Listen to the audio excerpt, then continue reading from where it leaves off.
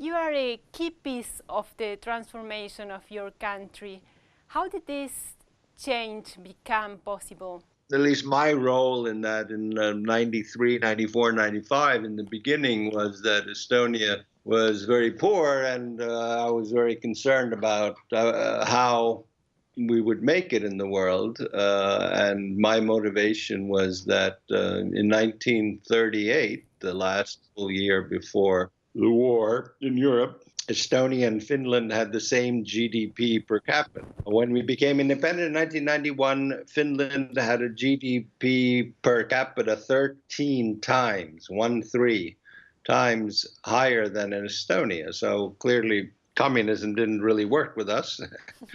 And so what I proposed then was putting all Estonian schools online, and that worked. That was done by 98, 99. And the idea of that was that we just get children using computers. Mm-hmm. On in the same period, the became clear that we set up, every school had a computer lab, but we opened these up to people, so other people got to learn to use it. But all that was just the beginning and the groundwork for getting people used to a digital society. I mean, there are certain key issues that you have to solve. You have to have, in order to have any kind of secure communications that would provide services, you need a digital identity. Mm-hmm. And so we created a digital identity for every. We made it mandatory because if you don't have, this is behavioral economics. If you provide a digital identity, and we've seen in most countries in Europe that do, they all offer it now, but if it's voluntary, you only get about 15 to 20% of the population, getting themselves a card or a mobile digital identity. But if you make it mandatory, or if you don't, it's not mandatory, then the public sector will not spend the effort to develop services. And the private sector also will not. We started developing digital services. So first was taxes. That was simple, that was easy, and it was very popular. Important is that you develop services that are popular for people. Because the government, of course, would always like to have efficient things for them to work better, but for it to work, you need to offer services to the people that they like. Basically, we've gone through all of these services, developed them to the point where there are only three interactions with the state that you still have to do physically, in person. And your country has declared the access to internet as a human right. Why? Well, that's also for domestic reasons, to make sure that people, that the government and others work to ensure that's the case, so... it comes up, if you say that it's a human right, then that forces the certain ministries to develop, to bring connections to, or to villages that otherwise would be hard to reach. It's kind of practical.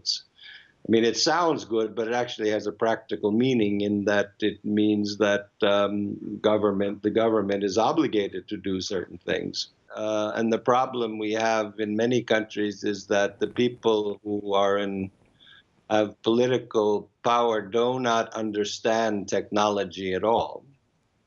And so I would say, I don't know if it's an objective, but it would be very good if people in politics would learn more about science and digitization. That would help a lot. Technology people need to study political philosophy and the basis of democracy and privacy. And the people in politics need to understand more about technology and what you can do and what also you should not allow happen. Is this the Estonian you have dreamed of?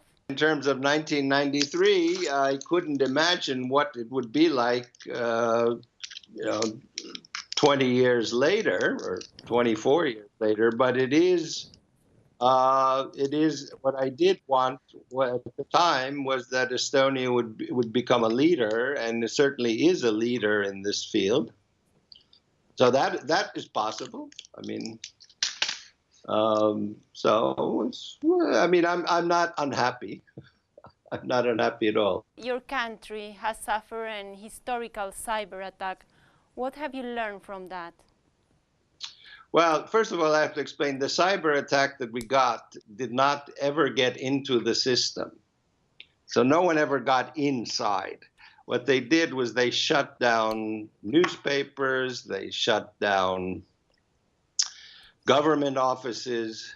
So the problem was access. It wasn't that anyone was looking at numbers or figures or anything else, but it was just that people couldn't get the services. And of course, when you have a country that is already very digital, if you can't get at those digital services, it's a big problem. We are an example for, at least right now, for Europe, where we are pushing a very strong digital agenda. And there are many countries that are extremely interested or have even taken over our system. In Panama, where I will be in January, has basically taken over the Estonian system.